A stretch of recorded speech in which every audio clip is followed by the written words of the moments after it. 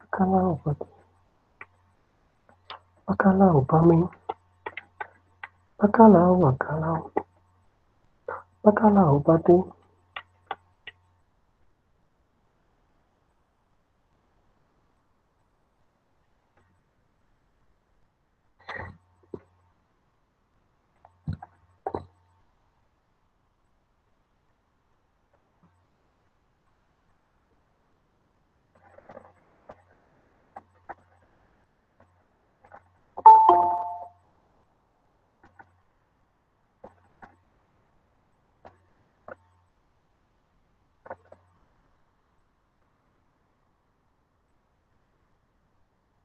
Bueno,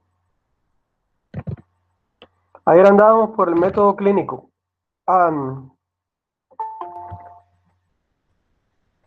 Vamos a calentar un poco los motores.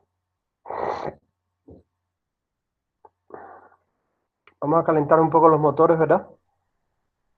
Eh, que voy a hacer un par de preguntitas solo. ¿Qué se está entendiendo como método clínico? ¿Qué se está entendiendo como método clínico?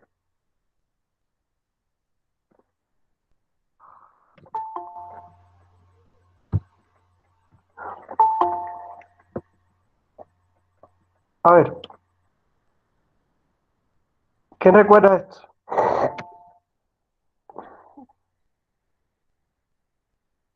Pues chicas, si no son las 8 todavía, estoy acelerado.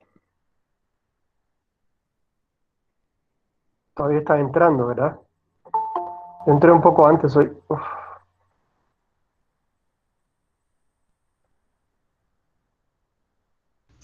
Un poco espiropo, entraste demasiado antes. Aquí todavía están que están aterrizando.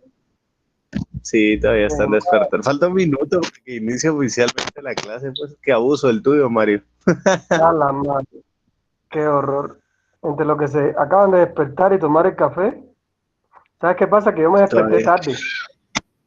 Yo me desperté tarde y corrí un montón, porque anoche tú sabes que fue maratón bailable aquello, ¿no? Ya viste cómo fue anoche. Un maratón cardíaco. Aquello fue un maratón de preguntas. Anoche estaban desatados ayer. Y qué Sí, bueno, anoche sí pero... estuvo como intenso. Ah, estuvo intenso. Pero caí muerto anoche. Y hoy sonaron las alarmas y yo como que aquello no era conmigo, ¿no? No, ay, no existo, gracias. Y dije, que y dije, ¿qué es esto? Déjame tirarme. Voy a llegar tarde y no sé qué. Y con la corredera resulta ser que llegué antes de la hora, pues. Vamos a esperar que los muchachos entren, espérate. Sí, démosles unos Yo, 5 minutos. sí, yo preguntando aquí y ellos ahí que...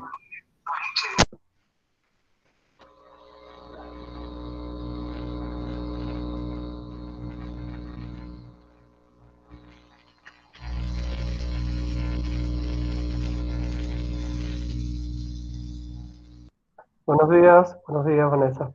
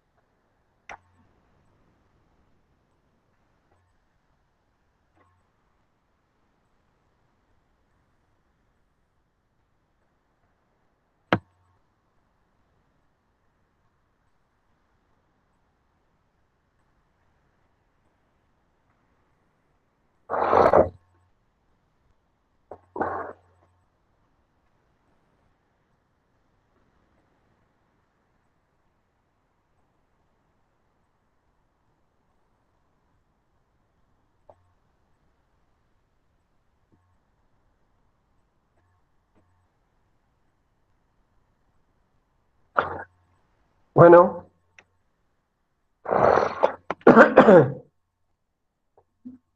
vamos a continuar.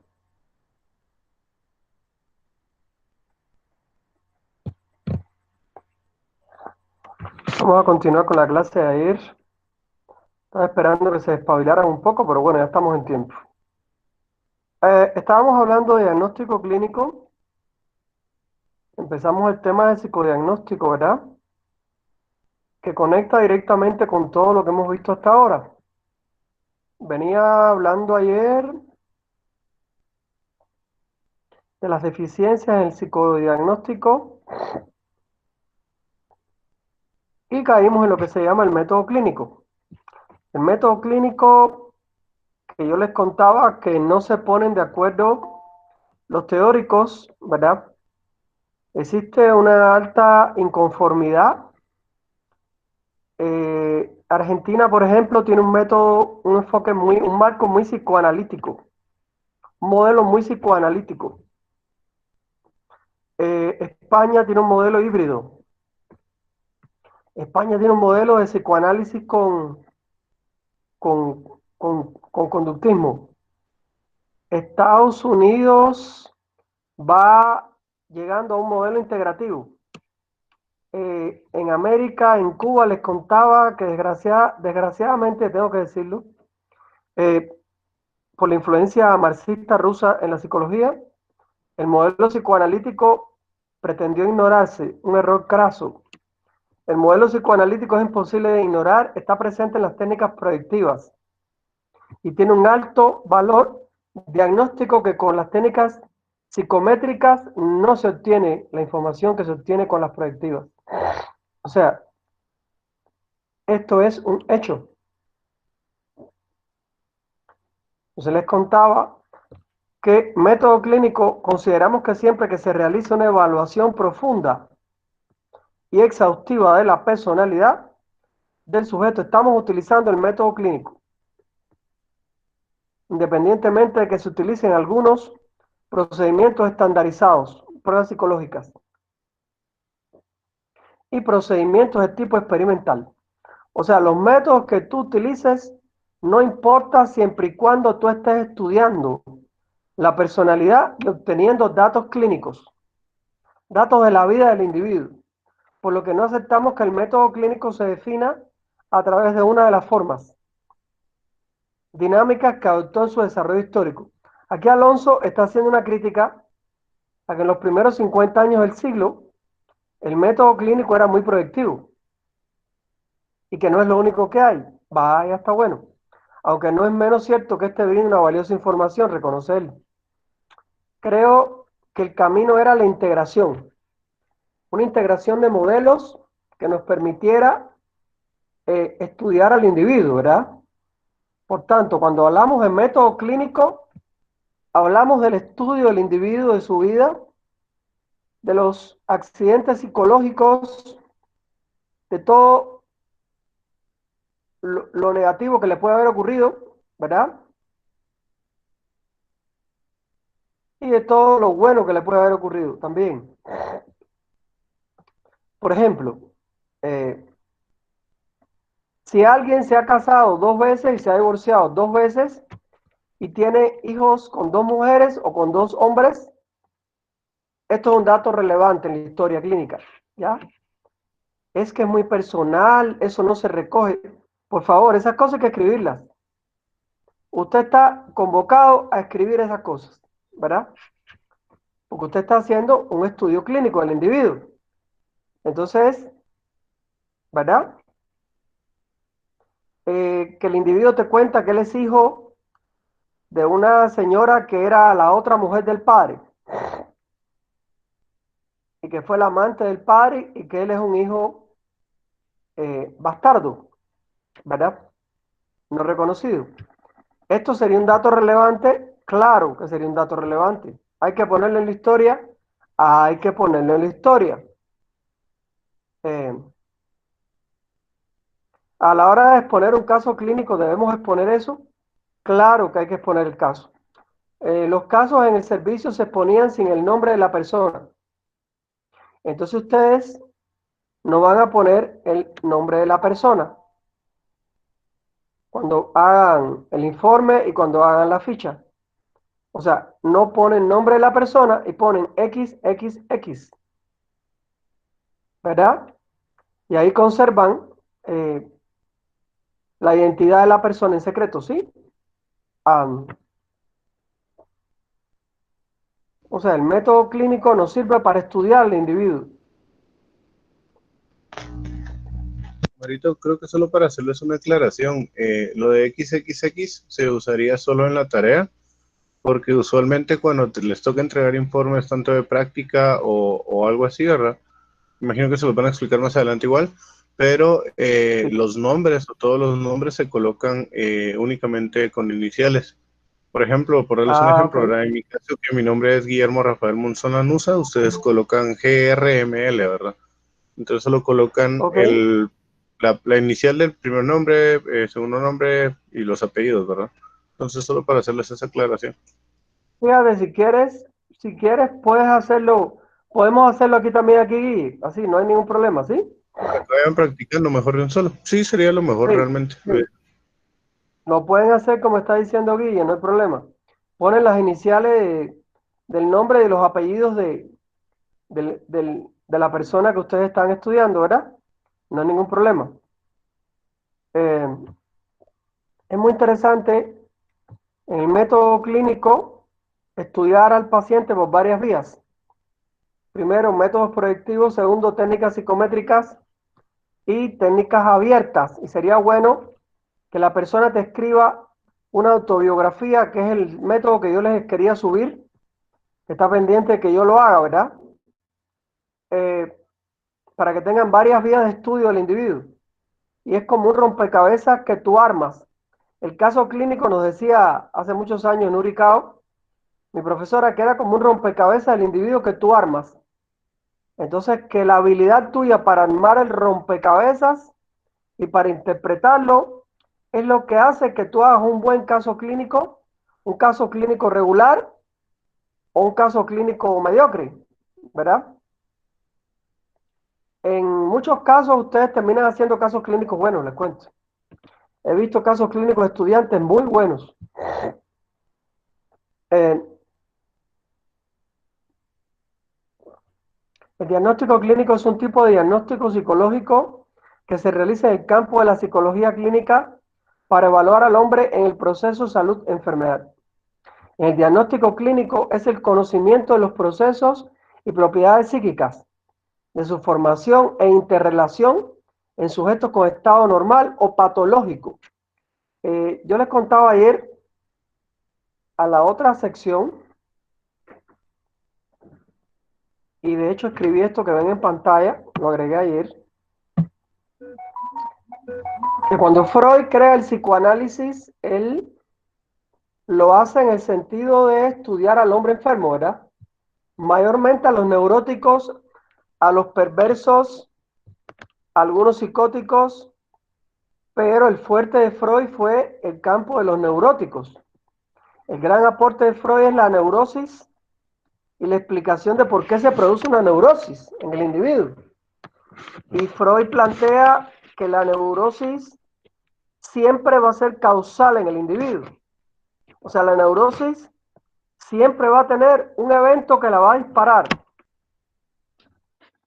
O sea, para que una persona se enferme de un trastorno neurótico, tiene que haber pasado algo en su pasado, o un evento o una cadena de eventos que el individuo no pudo digerir o asimilar, ¿verdad? Es forzoso hablar de esto aquí porque si yo no menciono esta definición psicopatológica, el psicodiagnóstico como que no tendría mucho sentido, ¿verdad?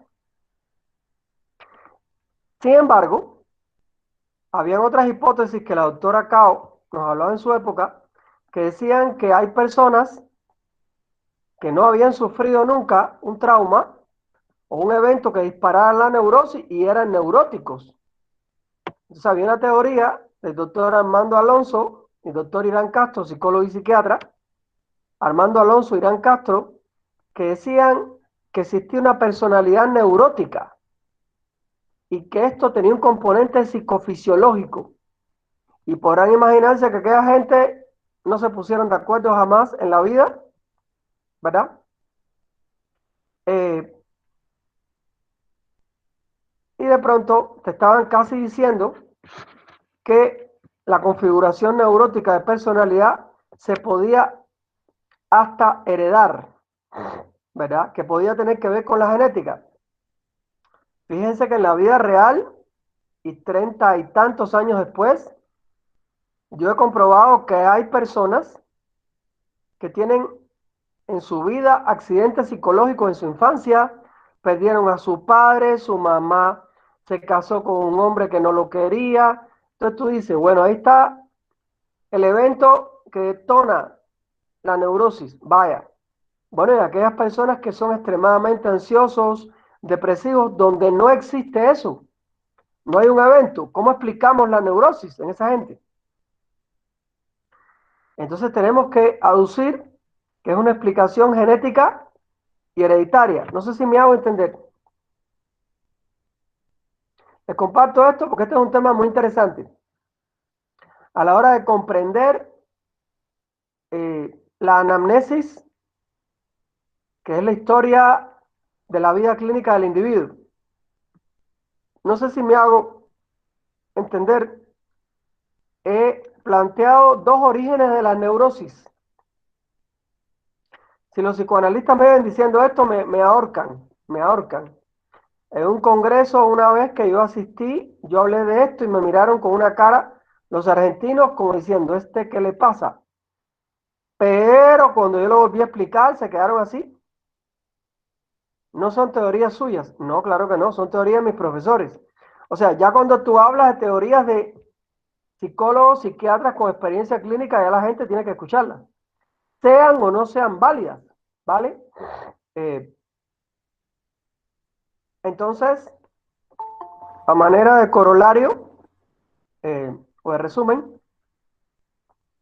tenemos que decir que definitivamente para que una persona tenga un diagnóstico de trastorno neurótico, tienen que haber ocurrido en su vida eventos que han desatado esa acción, ¿verdad? Esa es la hipótesis de Freud. Recuerden que también Eysenck hablaba de la neurosis. Y Eysenck es uno de los que habla de que esto tiene que ver con la psicofisiología del individuo y la psicobiología.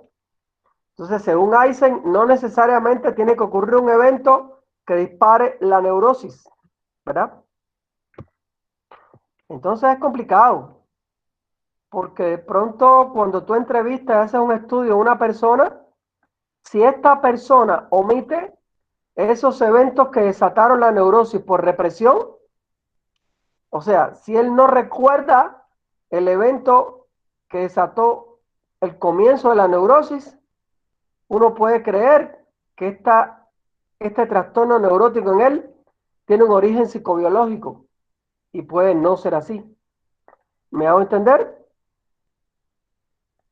Ah, a veces usted ve una chica extremadamente neurótica y cuando por accidente conoces a la madre, te encuentras que la madre y ella son prácticamente dos clones. O encuentras a un chico o un hombre joven, cuando conoces accidentalmente a su papá, te das cuenta que es un clon de su papá. Y es extremadamente ansioso y depresivo igual a su papá. Entonces, esto puede ser cierto hasta cierto punto. O sea, puede ser que las neurosis tengan dos orígenes. Y aquí no es un problema de discrepar con Freud. Yo creo que Freud sigue teniendo gran razón al final. Lo que pasa es que lo que Freud no vio, porque ya era demasiado pedirle, es que las neurosis podían tener un origen también, ¿verdad? Que no fuera a partir de un evento. Es la famosa hipótesis del psicotrauma de Freud. Ok. ¿Alguna pregunta aquí, muchachos? ¿Algún comentario?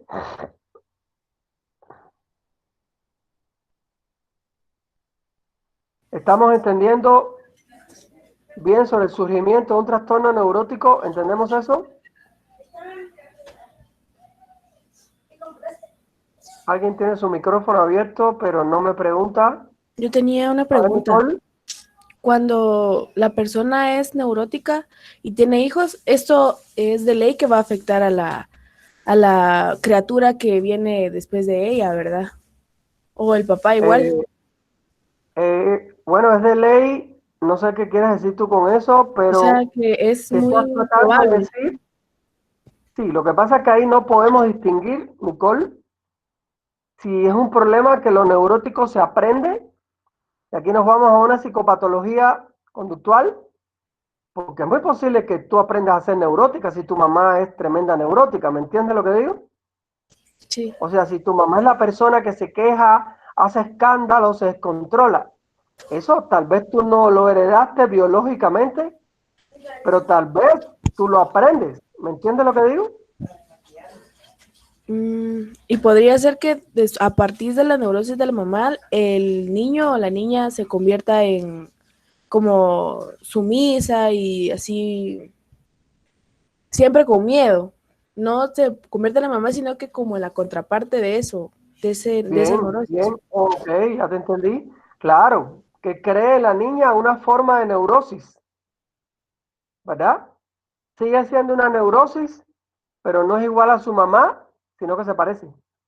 Sí, Ok, gracias. definitivamente no podemos descartar aquí la hipótesis de la psicopatología conductual. O sea, ¿se aprende a ser neurótico a partir de un papá o una mamá? Claro que se aprende. La gente aprende a ser alcohólico a partir de papá y mamá, imagínense ustedes. O sea, el alcoholismo se aprende. Entonces, por ende, la neurosis también se puede aprender. Claro, en mi época esto no se planteaba así. Le soy muy sincero. Eso yo lo vine descubriendo a medida que fui leyendo con los años los libros de psicopatología más actuales. ¿Ya? Y me costó trabajo, créanme, asimilar eso. Yo decía, ala, esta gente está planteando que la neurosis se aprende, qué horror. O sea, durante una época tienen que entender que la única hipótesis que prevalecía era la freudiana. O sea, Freud estuvo al bate un montón de años. Sin embargo, y sin menospreciar a Freud, créanme, yo defiendo bastante a Freud y sus teorías y lo sigo haciendo. Pero lo que Freud no vio fue que también la neurosis se podía aprender. ¿Ya? Durante mucho tiempo de niño adolescente yo recuerdo un comportamiento depresivo, inseguro. No tenía seguridad en mi persona. Eso me llevó mucho a practicar artes marciales, deportes, carreras, donde en muchas ocasiones gané. Hacía atletismo de fondo, era corredor de carreras largas. Hice varias artes marciales, qué sé yo, judo, karate, todo eso, ¿no? Y eso me fue muy bueno en mi personalidad. Y sí, fui a terapia, les cuento. Eh, Me daba gracia, mi mamá me decía que tenía que ir al psicólogo cuando no se daba cuenta que la que tenía que ir al psicólogo era ella. Eh, una persona muy capaz, muy inteligente, pero seguía siendo muy depresiva y yo me llevé conmigo esas cosas. ¿Cómo se transmite la neurosis depresiva o el trastorno neurótico depresivo? En comentarios. No vamos a salir de esta situación, por ejemplo. Qué malo es no ser querido. Qué vida tan triste. O sea, todas esas expresiones, cuando tú las comentas delante de un niño, una persona con la que el niño tiene un vínculo afectivo grande, tú le estás traspasando la neurosis a ese niño o a esa niña. En este caso, yo era el hijo mayor. Yo fui el depósito de muchas peleas que tenía con mi papá. Claro, escuchen, yo veo todo esto muchos años después, cuando ya yo era psicólogo, cuando ya yo me casé, me fui de mi casa. O sea, en tanto yo vivía con ellos, tú no eres capaz de ver esas cosas. Porque tú no puedes aceptar que la fuente de todo tu ansiedad o angustia esté en tu mamá. Eso es muy duro lo que les estoy contando. O sea, parece muy fácil, pero no es tan simple. Entonces, mi mamá, que era una de las personas que más lo quería uno, que era una persona que más de una ocasión demostraba su cariño, es una de las personas, la madre, que más daño te puede hacer inconscientemente. ¿Me hago entender? Por eso tenemos los psicólogos que aprender a distanciarnos en algún momento de la vida de papá y mamá. Distanciarnos no significa irnos de casa y más nunca hablarles, no es eso. Pero mi teoría dice que usted tiene que empezar a romper esos vínculos, porque todos tenemos de una manera u otra algunos vínculos de tipo neurótico, algunos vínculos de dependencia, algunos vínculos. Yo me fui de mi casa, pero yo seguía yendo a ver a mi mamá, me sentaba horas a hablar con ella, yo fui cambiando mi relación con ella. Durante años me sentaba a hablar con ella, me gustaba hablar con ella, pero llegó un momento que toda su depresividad a mí ya no me gustaba ni me interesaba y yo la rechazaba, les cuento. Y yo tuve que trabajar mucho con eso. No podía asimilar que durante años mi mamá no hubiera querido ir al psicólogo, solo fue al psicólogo porque yo la llevé obligado en una ocasión que cayó en una crisis depresiva. Perdón. Yo la llevé al psicólogo, a una psiquiatra, perdón. Le mandé unas pastillas, medio que las quería tomar, después no se las quería tomar. Bueno, aquello fue un gran lío. Al final mejoró. Mi hermana dio a luz una nena, mi sobrina. Mi mamá se volcó en eso y salió de su depresión, pero fue duro aquella parte. Yo me sentía como responsable. Era el hijo mayor psicólogo, ¿no? Pero al final la psiquiatra me dijo, Mario, me alegro que te ocupes de tu mamá. Psiquiatra muy buena, mujer. Me alegro que tengas esa protección, pero tú no eres el responsable de que ella esté así. Te siento con responsabilidad excesiva. Y siéntate que te voy a explicar algo. Y me explicó todo lo que les estoy explicando a ustedes. Y me quedé choqueado porque era algo que yo no había querido aceptar durante mucho tiempo. Yo sabía todo lo que ella me estaba diciendo, pero yo no quería verlo. O sea, yo lo negaba. O sea, yo era muy joven cuando aquello, tendría 30 años, 31, 32. Todavía era un psicólogo novel o novato. Todavía empezaba a interpretar todas estas cosas que yo les estoy contando. O sea, todo esto que les estoy contando a ustedes y explicando son el resultado de reflexiones mías durante muchos años. Casi la mitad de mi vida. Casi la mitad de mi vida. Son 30 años de psicólogo, ¿verdad? Es más de la mitad de mi vida. Y me ha costado trabajo entender y asimilar todo esto, ¿verdad? Cómo los papás nos pueden hacer este daño inconscientemente, ¿verdad? Y esto lo repetimos a veces, automáticamente, es que su mamá le hizo daño y no lo entendemos.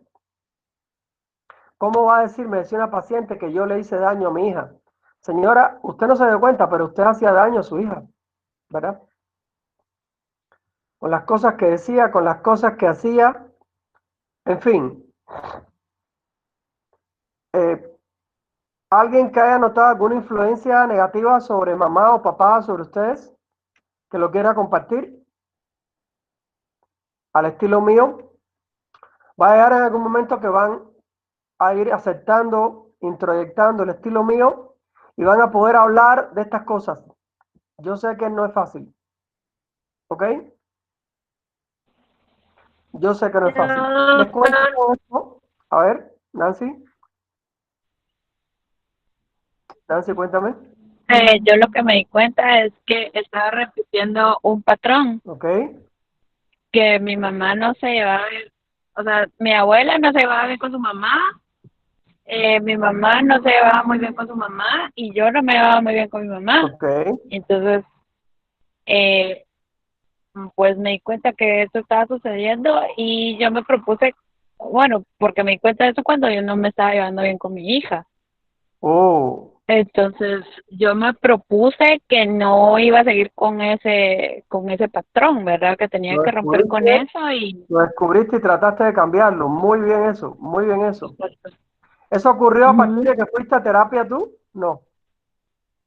Sí, sí, fui a terapia pero fue por otra razón y resultó que igual me di cuenta de eso, ¿verdad? Entonces, Pero qué bueno, porque descubriste algo que estaba ahí, exacto.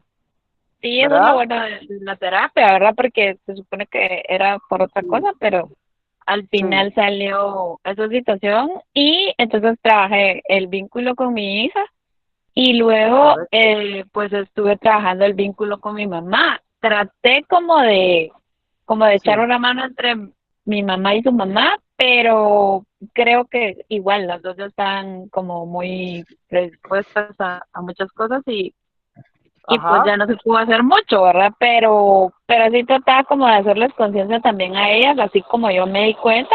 que esto se está volviendo una cadena. Muy interesante, Nancy, eso.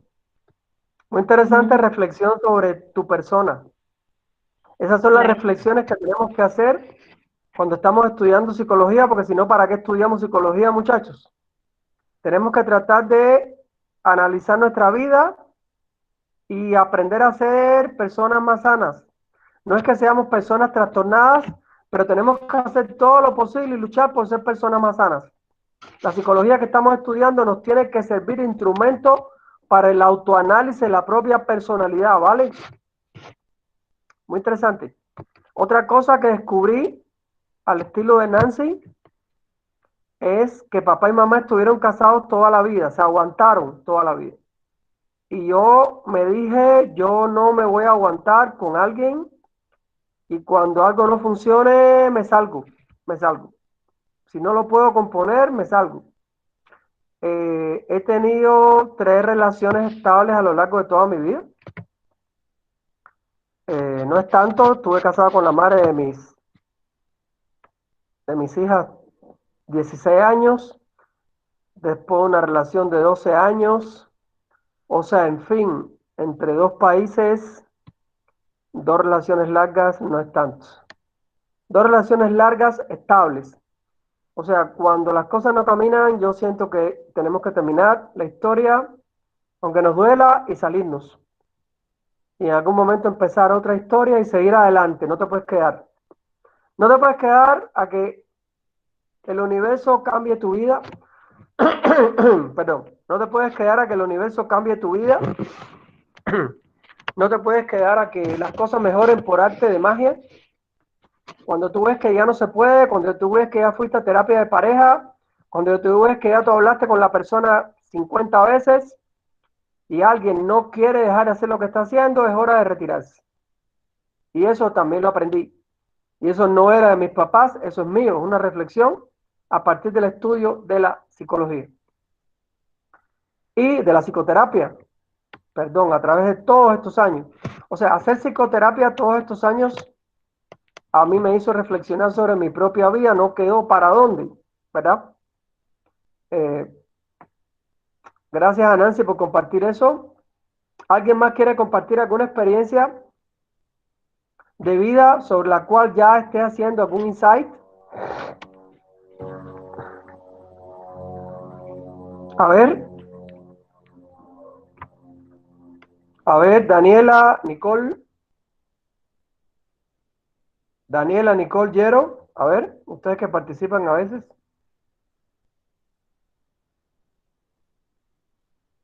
Estas reflexiones no son fáciles, muchachos, no son fáciles. Yo sé que no son fáciles. Vayan pensándolas, en algún momento me la comentan, ¿verdad? Continuamos.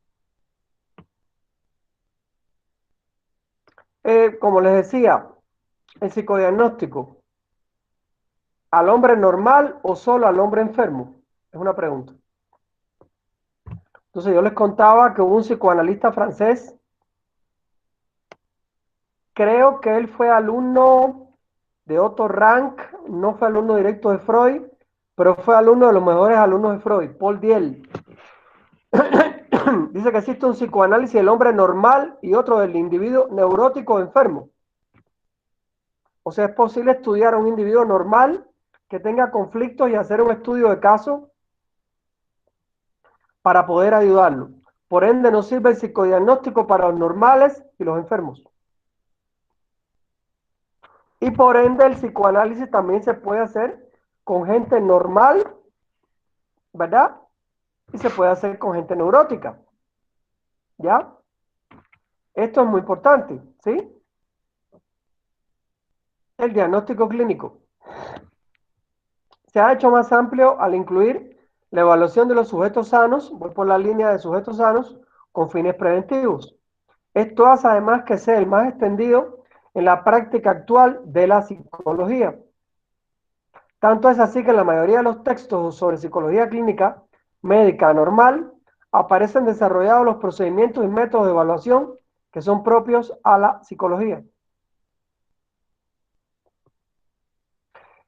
El uso de los mismos está asociado con la función que desempeñan los clínicos. pero se hace necesario precisar, uno, que el psicólogo clínico los utiliza con determinados objetivos en determinados sujetos, que otras especializaciones de la psicología infantil del trabajo social también los utilizan en menor grado. ¿A quién va dirigido el diagnóstico? Perdón, el psicodiagnóstico. Por último, queríamos señalar que la evaluación clínica tiene sus particularidades atendiendo a las características de los sujetos a los cuales va dirigida. La misma se realiza a diversidad de casos, tanto enfermos psiquiátricos como de otras especialidades, obstetricia, neurología, medicina interna, con el fin de brindar las orientaciones o el tratamiento psicoterapéutico más eficaz. O sea, en los hospitales generales se hace diagnóstico. También se realiza la evaluación en transgresores sociales, deficientes mentales, sujetos con desórdenes sensoriales y motores, niños desnutridos, con trastornos de conducta, etc.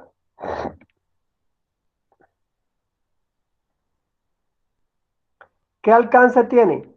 Así vemos que el diagnóstico, que se realizaba solo a un nivel secundario de prevención de la salud, diagnóstico de la enfermedad para tratar al sujeto enfermo, se ha extendido a los niveles primario y terciario de prevención de salud. Diagnóstico y evaluación para facilitar la promoción general de salud y la rehabilitación sociolaboral del enfermo. Lo que se está queriendo decir aquí es que se utiliza el nivel primario para prevenir, en la prevención. O sea, se puede hacer un estudio de psicodiagnóstico con test para ver por dónde viene el individuo y prever una neurosis. ¿Ya? Este es el trabajo preventivo del psicólogo clínico. Históricamente el psicólogo clínico siempre hacía una psicología clínica con personas que ya tenían una enfermedad mental, ¿ya? Pero en los últimos 25 años esto ha dado un gran vuelco y el estudio clínico se hace con sujetos. Por ejemplo, se trabaja también hasta con las embarazadas, con adolescentes, ¿verdad? Y se hace lo que se llama prevención. Se hacen talleres de educación sexual para los adolescentes para evitar embarazos anticipados, ¿verdad? Entonces, tenemos que decir que el psicodiagnóstico ya está dirigido también al área de la prevención y al área de la intervención, ¿verdad? Esto es algo que nos tiene que quedar claro. Los tipos de diagnóstico. Bueno, cuando hacía este trabajo que ya se convirtió en capítulo del libro, es un capítulo del libro Manual de Psicología Clínica, ¿verdad? Los profesores que escribimos libros corremos siempre un riesgo que es muy interesante y que lo corrieron mis profesores, lo corremos nosotros y probablemente lo van a correr ustedes si algún día se deciden hacer algún libro. Hablamos desde la literatura y hablamos desde nuestra experiencia. Tratamos de tener bibliografía adecuada. Sobre diagnóstico clínico no crean que hay mucho tampoco. Yo tengo algunos muy buenos textos, españoles, argentinos, cubanos, norteamericanos, ¿verdad? Los mexicanos tienen algunos libros muy buenos. Es lo mejor que hay en el habla hispana, ¿verdad? Brasil tiene muy buenos libros de psicodiagnóstico, lamentablemente están en portugués y no creo que ustedes lean portugués. Probablemente algunos de ustedes lean más inglés que portugués. Increíblemente que el idioma portugués, que es tan fácil, la gente no lo lee y tiende más a leer inglés por la historicidad del idioma inglés y la relación con Estados Unidos. Los tipos de diagnóstico que existen en este campo son el personológico, el psicopatológico y el patopsicológico y el neuropsicológico. Vamos a explicar brevemente en qué consisten estos diagnósticos, ¿verdad? En el estudio de caso de nosotros vamos a usar de fijo el personológico y el psicopatológico, ¿verdad? No vamos a usar el patopsicológico, esto ya prácticamente no se usa, pero se usó mucho tiempo en mi época. Y el neuropsicológico, que yo no lo voy a usar con ustedes, porque eso es parte de una disciplina que se llama neuropsicología, y yo no me meto en ese campo aquí en la universidad. Yo no sé quién les da neuropsicología, pero creo que Charlie es Carlitos Salazar, creo, ¿no? ¿Ya ustedes recibieron neuropsicología? ¿Es pregunta? Sí, yo adelanté con Carlos Salazar. Carlos Gracias a la Salazar prueba. es el que la da. Es Charlie que la da. Ajá. Yo no sé en la tarde quién la da, no sé, pero creo que es Kessler, ¿verdad? Bueno, nada, Sí, creo que es Carlos Salazar. ¿Quién? en la tarde la da Kessler. En la tarde la da Kessler, tú la llevaste con Kessler. Kessler es muy bueno, Kessler es Yo, muy bueno. yo no la he llevado, pero Ah, porque hoy no he adelantado, digamos. Entonces, pero mis compañeros, algunos sí adelantaron en la tarde, entonces. mm. Keller es muy bueno, Charlie es muy bueno, pero yo tengo una opinión muy personal sobre la neuropsicología. Yo siento que la neuropsicología ya la deberían dar psicólogos. Y con todo el respeto, son dos amigos. O sea, nada personal con ellos. Carlitos Salazar es mi amigo y Keller igual. Pero creo que la neuropsicología debería ser campo de los psicólogos aquí en la U y no de los psiquiatras o neurólogos. Aquí está la licenciada, que es máster en neuropsicología, Nadiezda Van Tuylen. Creo que se debería hacer un programa de neuropsicología partiendo de los conocimientos que ya tiene un psicólogo con expertise. Nadiezda tiene una maestría en neuropsicología por la Universidad de Wurzburgo, una cosa así. O sea, Nadiezda tiene una gran formación en eso. Sí creo que la neuropsicología ya debería ser campo de psicólogos, no de psiquiatras, con todo el respeto. Y son dos amigos. Carlito es mi amigo y Carlitos es mi amigo y Keller también hace años. Pero yo digo que ya eso es campo de los psicólogos. Muchachos, tenemos las 8:46. Vamos a coger 15 minutos y regresamos en 15, ¿vale? 15 minutos y regresamos en 15.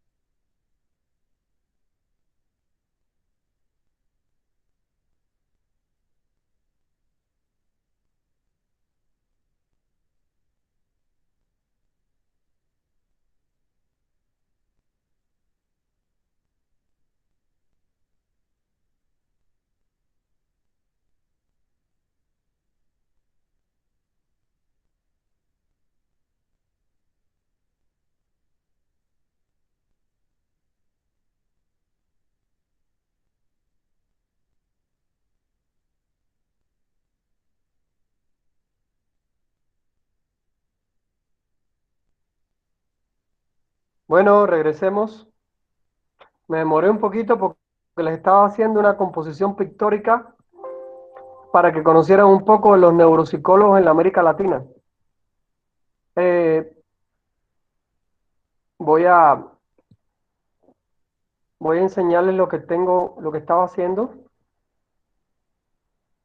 Me voy a adelantar un poquito porque no vamos por ahí todavía, pero bueno. Sí quería demostrarles lo que estaba diciendo, ¿verdad? En pantalla tenemos el libro conocido como Neuropsy. Esta batería de Neuropsy la vende TEA. Vende los materiales y el libro y el manual de aplicación. Es un conjunto de libritos y de protocolos. Esto lo realizaron Feggy Ostrovsky de México, el doctor Alfredo Ardila, que es de Colombia, residente en Estados Unidos, la doctora Mónica Rosselli, que también es colombiana y que también vive en Estados Unidos. Ellos están entre los neuropsicólogos más famosos de toda la América Latina y de todos los tiempos. Llegaron para quedarse. En una época fueron partners, fueron compañeros de trabajo, fueron amigos. Hoy por hoy ya están distanciados, ya no trabajan juntos, ¿verdad? En pantalla les quería enseñar un poco a dos figuras muy relevantes de la neuropsicología en América, que no aparecen desgraciadamente en todos los libros. A la izquierda, el doctor Eduardo Cairo de Cuba, destacado neuropsicólogo en América Latina, falleció recientemente. Él fue mi profesor en la carrera y en la maestría de psicología clínica. Él fue discípulo de Luria en Estados Unidos. A la derecha, la batería Luria Nebraska, desarrollada por el neuropsicólogo Charles Golden de los Estados Unidos, a quien vemos arriba. No sé si esté vivo o esté fallecido Charles Golden. Esto fue lo que me tiró la web. Cuando esta batería Luria Nebraska se hizo en Estados Unidos, porque este señor Golden tuvo contacto con algunos neuropsicólogos rusos, creo que así fue la cosa. Él se decidió a estudiar todo el test de Luria y sacó una versión norteamericana, cuando ni siquiera en Cuba teníamos eso. Ustedes podrán imaginarse cómo cayó aquello. Pero lo cierto es que hay que reconocerle a Charles Golden, su trabajo, porque este test creo que todavía existe. Aunque en América Latina el que se utiliza es el que realizaron estos autores, ¿verdad? O sea, hay que conocer un poquito de figuras también que adornan o que enriquecen la psicología clínica, como estas personas que les estoy mencionando, ¿verdad? Están entre los neuropsicólogos más famosos de la América, diría yo, de todos los tiempos, ¿vale? Colombianos, mexicanos, cubanos. También está el doctor Carlos Mías en la Argentina, que es muy bueno. Tengo su libro de neuropsicología. Yo no soy neuropsicóloga, claro, pero tenemos que tener información del mundo entero, ¿verdad? Por eso yo les decía a ustedes, con todo el respeto, que la neuropsicología debe ser campo de los psicólogos y no de psiquiatras y de neurólogos. Ya no, ya creo que ya es suficiente para decir que no. Regreso. Les quería hablar aquí en este pequeño espacio que nos queda un poco del diagnóstico personológico. Bueno, creo que aparte de diagnosticar en psicopatología, tenemos que aprender a opinar y a explorar la vida del individuo para poder hacer un diagnóstico clínico de carácter personológico. Es el más conocido, antiguo y extendido en la práctica clínica. Tiene como fin el conocimiento de las características de personalidad del sujeto, su dinámica, cuáles son las influencias que han incidido en la formación de la misma, en su alteración, así como su posible desarrollo futuro. En este estudio que vamos a tener el test de la figura humana para el estudio personológico, pero yo estaba pensando que me gustaría incluir el test de Rotter de frases incompletas. Yo se lo voy a subir. El test de Rotter de frases incompletas es muy fácil y nos permite conocer las necesidades del individuo, sus áreas de conflicto, ¿verdad? Influencias que han incidido en la personalidad.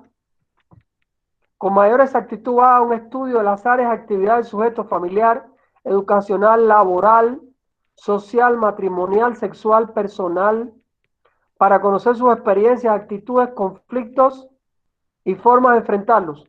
Es también conocido como diagnóstico psicodinámico, sin ser exactamente psicoanalítico. O sea, lo personológico es un diagnóstico prácticamente de la psicodinamia de este individuo, ¿verdad?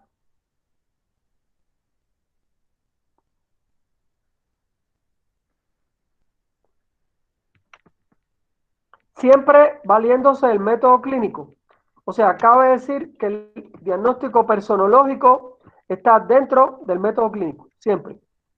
Esto aunado con los test psicométricos nos va a dar todo el estudio del caso clínico, conocido como estudio de caso clínico, en fin, ¿verdad? Tiene varios nombres.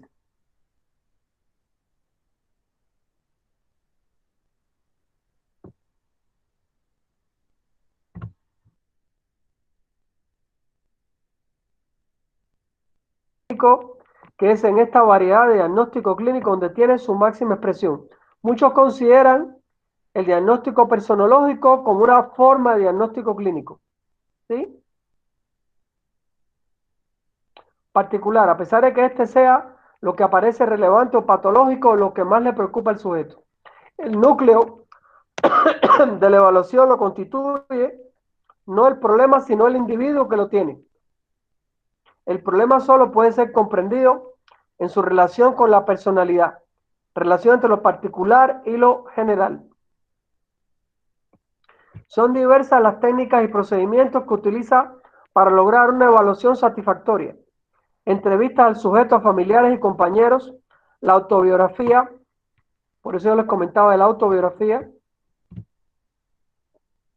la observación, el estudio de los productos de la actividad del sujeto. Aquí le hace dibujos.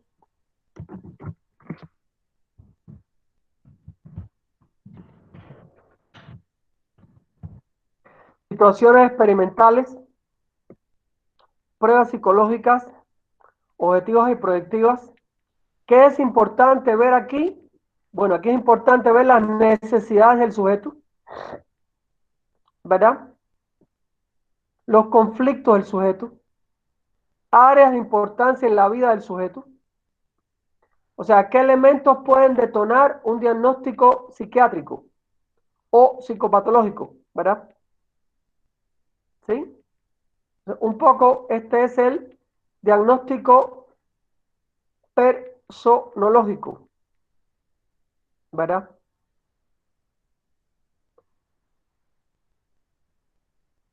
Está paralelamente al diagnóstico personológico, que es lo que vamos a utilizar en el estudio del caso.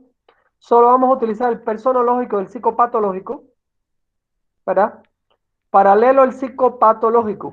El diagnóstico psicopatológico tiene como finalidad el estudio de los síntomas, los síndromes y las formas de enfermedad. Es decir, que su fin es clasificatorio, nosológico, ubicando al sujeto dentro de una categoría de las que aparecen registradas en los manuales de diagnóstico y estadística de enfermedades mentales. Para ello se vale de un método descriptivo, de la observación de las conductas anormales y de las referencias personales hechas por los enfermos, lo cual se pone fundamentalmente en evidencia a través de una entrevista o un examen psiquiátrico.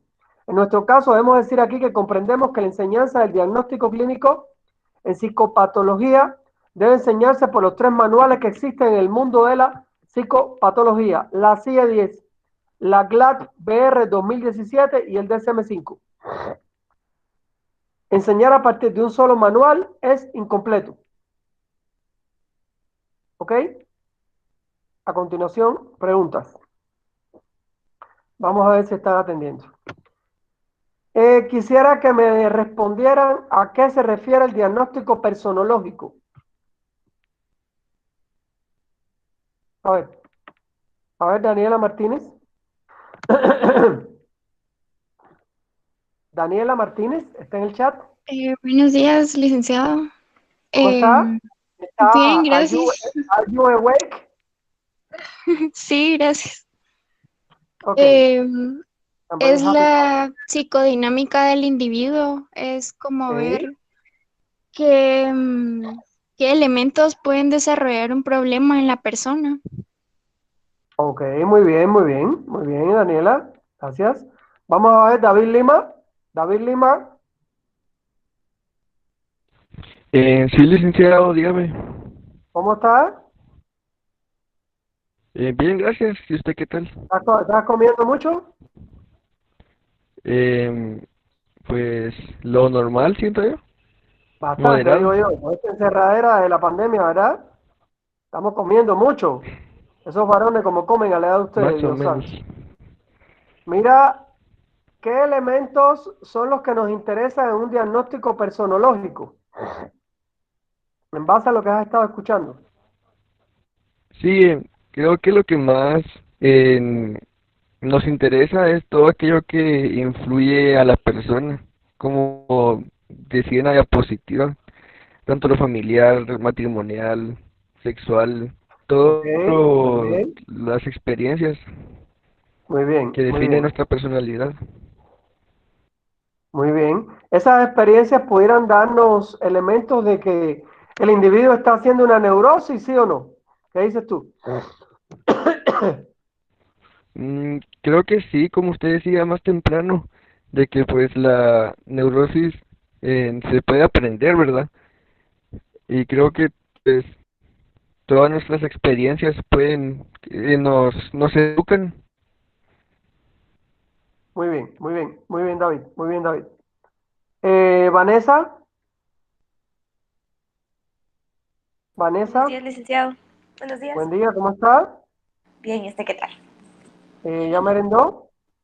Sí, ya, ya. Vale, vale, ya tienen ánimo para responder. Bueno, eh, ¿sería lo mismo el diagnóstico nosológico, el diagnóstico psicopatológico que el personológico? ¿Qué dices tú? No, es diferente. ¿Por qué es diferente? ¿Cuál es la diferencia? El personológico se basa básicamente en las necesidades y en los conflictos del sujeto. En Muy cambio, el bien, patológico ya mira casos como enfermedades, entonces ya necesitamos un manual y una guía para llevarlo a cabo. muy bien. Una pregunta que te quería hacer. ¿Ya tú llevaste psicopatología? No, todavía no. Ok, yo aquí no les voy a pedir a ustedes, como pido en psicopatología, porque tendría que dar aquí un curso de psicopatología. Solo les voy a pedir una impresión diagnóstica, no les voy a pedir un diagnóstico con manuales, porque sería complicarle la existencia si ustedes no han llevado psicopato, ¿verdad? Podemos llegar hasta una impresión diagnóstica, ¿sí? Eso se aprende en la clase de psicopato conmigo también. Ok, muy bien. ¿Alguna pregunta hasta aquí, muchachos? ¿Algún comentario que quieran hacer? El diagnóstico psicopatológico es algo muy importante en el estudio de la psicología clínica, pero tenemos un problema en Guatemala. Hay algunos profesores que enseñan solo DSM-5, otros enseñan la CIE-10, la GLAP y no enseñan DSM-5. Yo creo que aunque el DSM-5 no me complazca mucho, creo que tenemos que enseñar los 3 manuales, ¿verdad? Eh, es lo que hay en el mundo. La CIE-10 es válida para toda la América Latina, igual que la GLAP, mientras que el DSM-5 es la contribución de la Escuela Norteamericana de Psiquiatría, que también sigue siendo muy importante en la era actual. Entonces, tenemos que aprender los 3. aquí tenemos un problema que a veces una enfermedad está conceptualizada en CIE-10 y GLAP y de pronto no aparece, como los trastornos neuróticos, que no aparecen con ese nombre en los DSM, el DSM-4. El DSM-4 suspendió el término y lo dividió en trastornos de depresión, trastornos de ansiedad y no sé qué y no sé cuánto. Entonces los gringos tienen su taxonomía y su clasificación, ¿verdad? Entonces de pronto un trastorno neurótico no aparece en el DSM-5. Vale decir esto. Pero tenemos que aprender a clasificar con los 3 manuales y ver cómo se llama cada cosa en cada manual. Pero eso lo dejamos para la clase de psicopatología. Aquí no nos vamos a meter en esta clase. Esta clase nos interesa mucho aprender más de cómo articular el caso clínico, qué vaya adentro, qué tengo que saber yo y todo ese rollo, ¿verdad? Y por ahí va esto. ¿Alguna pregunta hasta aquí? ¿Algún comentario?